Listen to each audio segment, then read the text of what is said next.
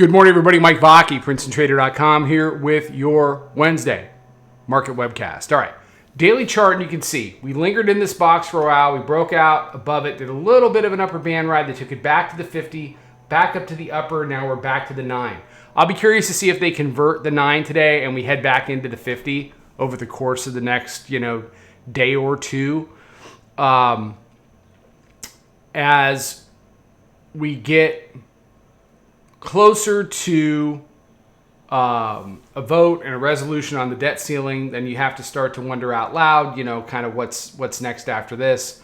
As these unknowns, get moved into the known column and we get to the next Fed meeting and things like that, whether we're going to see kind of a bleed down or a bleed up, or this just continued indecision with regard to the direction of the tape.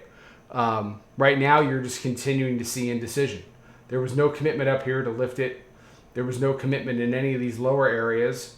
We were here a couple of days ago to take it down.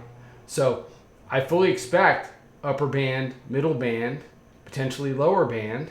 That I'll be curious to see how it happens, because the reality of how the S&P 500 trades is within Bollinger Bands. Lower band, middle band, upper band. Upper band, middle band, lower band. You get the idea. Upper band. They blew it here. That's advantage bulls. Higher high. Bulls can still take advantage, but if they're going to, they got to hold the line here at the 9. So hourly chart. We talked about the 9-day yesterday. We talked about the new weekly pivot, 41.85. The Bears did a good job of getting down here, but the work can't be done here. This is where the work has to begin, not end. So you've got volume weighted average price sitting around 42.03. Proprietary moving average today is 0.5. The 9-day 41.91. Hourly mid-band 42.07.51. They've had some very nice. They've done a very nice job of keeping the hourly mid-band as resistance. There was also a nice test at about 5 o'clock this morning up in the 42.10 area, and they've taken that down. We're trading currently at Globex lows, and I'm doing this just a minute shy of 9 a.m. Eastern time. So we'll see what it wants to be when they open it up. But what I want to see today is the big reveal for me is, where are we at 4 o'clock?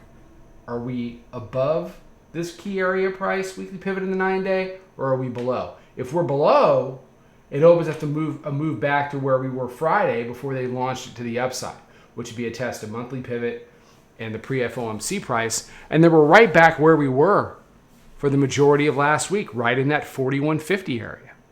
Right in that 41.50 area, right back in that original box on the daily chart. And it's another situation where we have been everywhere and nowhere at all. So as far as trading this today is concerned, keep an eye on the 9-day, keep an eye on the weekly pivot. It's not necessarily long above, short below. It's certainly a long above, short below the hourly midband. So if the bulls can climb up above the hourly midband, turn this into support, I think you want to be long for a retest of yesterday's highs. Aside from that, let this hold. You want to be short here. If we get into a situation down here at weekly pivot in the 9-day where we can't get through, then that weekly pivot at 41.85 is going to be a bull bear line as well for a long above, even if it's just for a move back here, short below for a bigger move down to 41.60. All right, everybody have a fantastic day. Be safe, be healthy, take care, trade them well. I'll talk to you tomorrow. Follow us over on Twitter, Instagram, and Snapchat at Princeton Trader. Check us out on Facebook and join us for a free trial at www.princetontrader.com. Trade them well.